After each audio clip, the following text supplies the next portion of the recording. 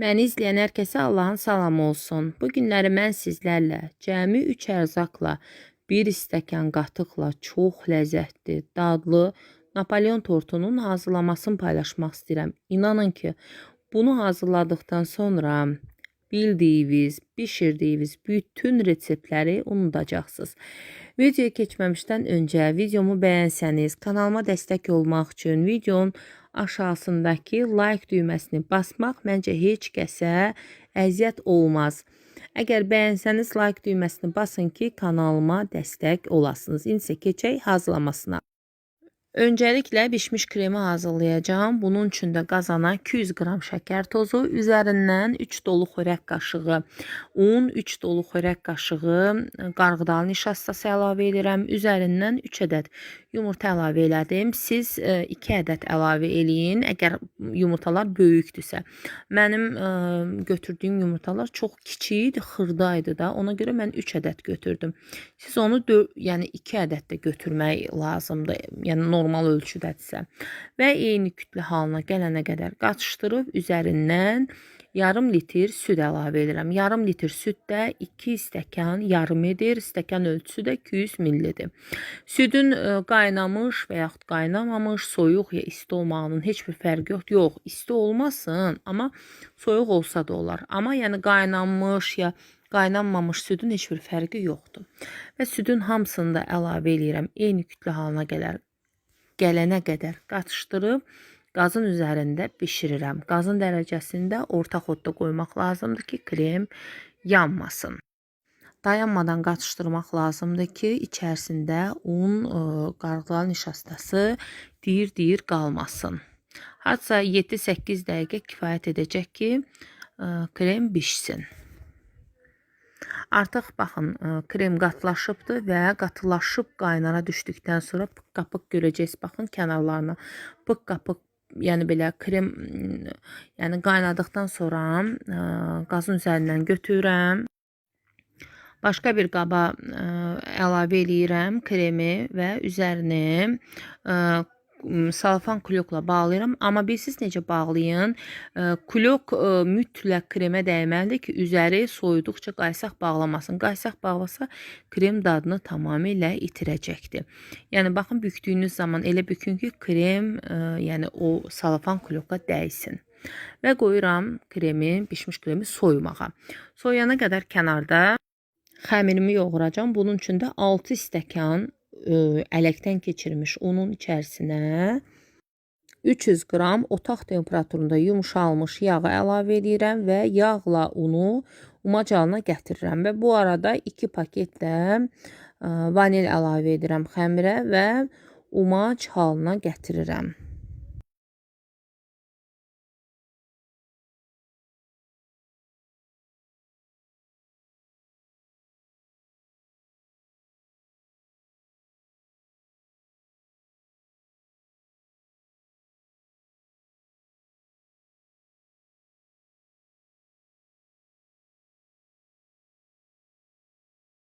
Xəmiri umac etdikdən sonra 1 dolu stəkan bərk qatıq və 2 xörək qaşığı da qatıq əlavə eləyirəm və xəmiri yoğururam.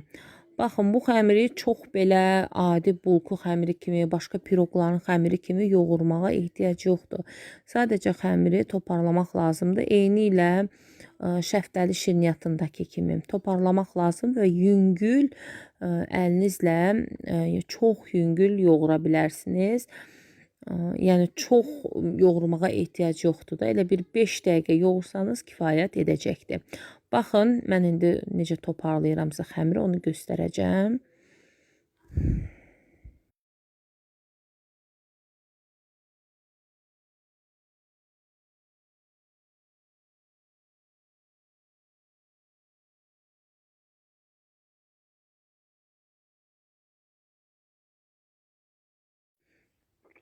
Xəmir artıq hazırdır və xəmiri bir neçə hissəyə ayıracağım. Mən 10 kündəyə ayıracağım.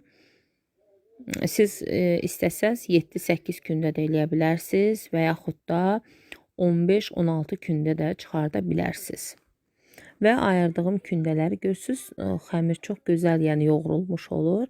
Ayırdığım kündələri gördüyünüz şəkildə yumrulayıb boşqaba yığacam və 1 saat soyuducuda saxladacam ki, xəmir özünü tutsun və yağ biraz donsun. Üzərini də klokla bağlayıram ki, qurumasın xəmir.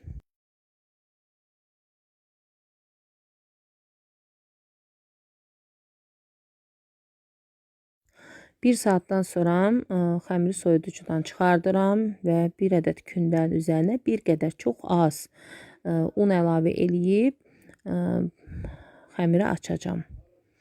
Xəmiri çox böyük açmağa ehtiyac yoxdur. Orta ölçüdə açsanız kifayət edəcəkdir. Və taxtanın üzərində gördüyünüz şəkildə açıram.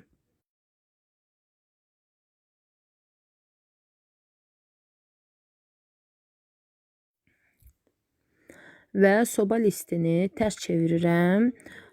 Soba listinin üzərinə yerləşdirirəm xəmiri və üzərindən hər hansısa bir qapaqla və yaxud da bir boş qabla kəsə bilərsiniz istədiyiniz ölçüdə.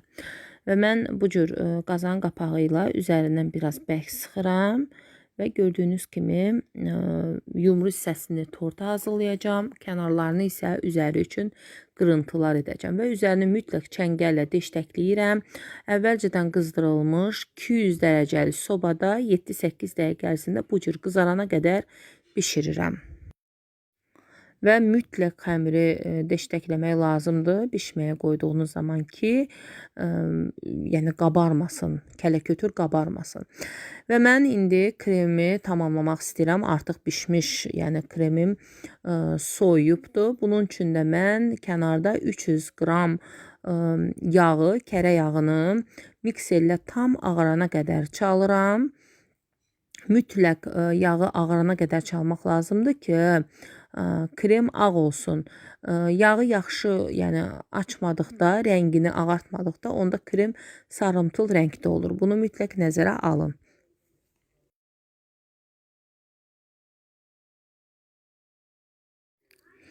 Və yağ tam ağardıqdan sonra bişmiş və soyumuş, tam soyumuş kremi yağın içərisinə az-az hissə əlavə edib və mikserlə yenidən qaçışdırıram.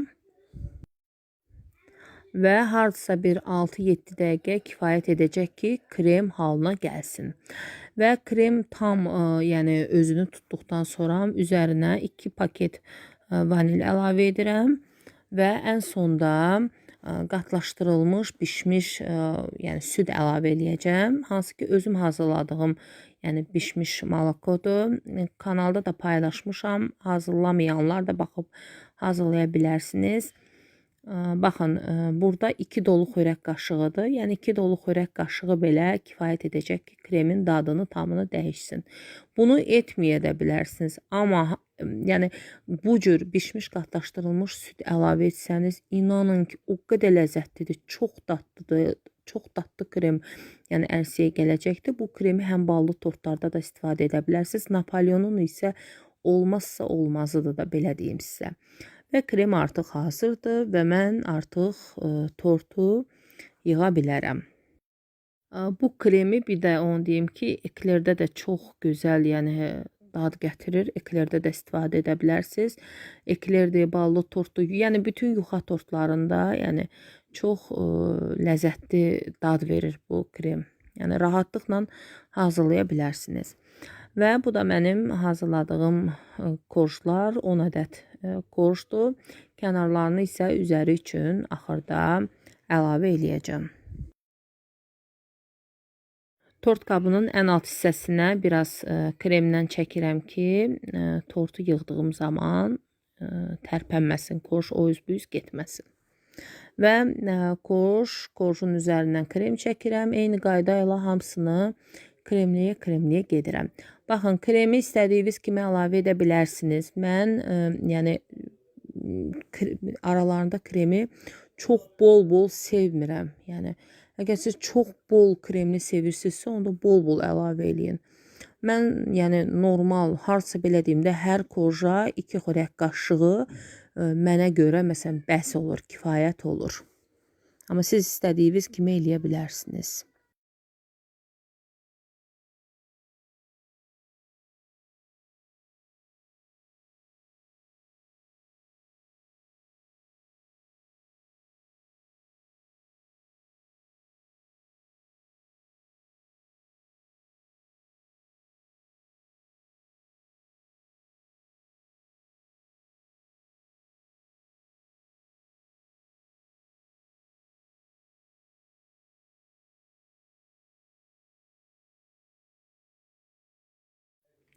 Və ən sonuncu korju yerləşdirdikdən sonra üzərindən çox yüngül, xəfif sıxmaq lazımdır ki, korjla krem bir-birinə yaxşı, belə deyim də, propitasiya olsun.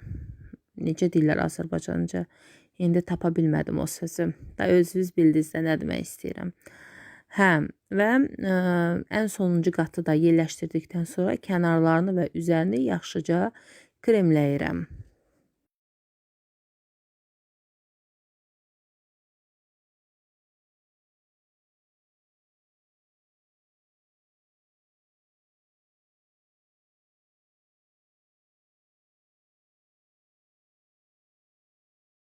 Üzəri və kənarları üçünsə tortun o kənarlarında o kəsdikdən sonra qalan qırıntıları ət döyənlə klokun içərisində yaxşıca döyürəm, xırdalayıram. Ondan sonra kənarlarına və üzərinə əlavə eləyirəm.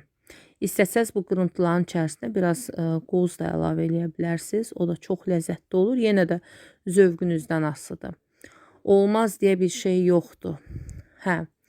Və xırdaladığım bu korjun kənarlarının içərisinə 2 paket də vanil əlavə eləyirəm. Mənə görə, məsəl üçün, Napolyon belə deyim də 3 metrliyindən o vanilin iyindən bilinməlidir ki, orada Napolyon tortu var. Çox xanımlar əlavə eləmirlər, amma məncə səhv eləyirlər. Çünki Napolyonun korjunun iyi ilə vanilin iyi qatışanda daha gözəl olur. Əsl Napolyonun belə deyim də ətri olur. Ona görə mütləq və mütləq sonda korjun qırıntılarının içərisinə vanil əlavə eləyib tortu o cür bəzəyin. Və tortum artıq hazırdır. Hardasa bir 4-5 saat gözləmək lazımdır ki, tort yaxşıca kremi canına çəksin korjlar və ondan sonra kəsib nuş edə bilərsiniz. İndi mən kəsib içərisində sizə göstərəcəm. Çox xəfif, çox yüngül, çox ləzzətli bir tortdur. Başqa reseptləri bilmirəm. Demək olar bütün Napolyon reseptlərini hazırlamışam. Hətta yağsız belə hazırlanan Napolyon yəni tortunda yemişəm. İnanın ki, bu reseptdə çatanı yoxdur. O qədər ləzzətli və yüngül bir tortu alınır ki, yedikcə yəni yeyəcəksiniz o dərəcədə. Belə deyim, elə bilin ki, o plombirin çörəkli plombirlər olur, belə stəkan kimi plombirlər. Eynən həmin dad, həmin tamdır. Qatlarının da necə gözəl olduğunu özünüz görürsünüz. Yəni gözlə görəcək dərəcədə, yəni qatları da bilinir. Elə 10 dənə kifayətdir. 10 dənə yetərlidir məncə. Nə ondan artıq, nə də ondan az olması məncə o qədər də yaxşı olmaz. Elə 10 korj yetərli sayılır. Bu qədər. Bu mənim sizinlə paylaşmaq istədiyim növbəti bir videoydu. İnşallah ki, bəyənərsiniz, göz haqqınızı halal edərsiniz. Allah hər kəsin süfrəsini bol ruzu bərəkətli etsin. Heç kimin gözü heç kimin qazanda qalmasın inşallah. Və bu dilimi isə, bu dilim 3 gündən sonra bir dilim saxladım ki, 3 gündən sonraki yəni göstərim. Baxın, bu 3 gün qalıb bu dilim. Görürsünüz, yenə də yumşaqlığını itirməyibdir. Qatlar da çox gözəl şəkildə görünür. İnanın Allaha ki, bu 3 günün dilimidir. Bu gördüyünüz dilim 3 gündür qalıbdır. Bu qədər.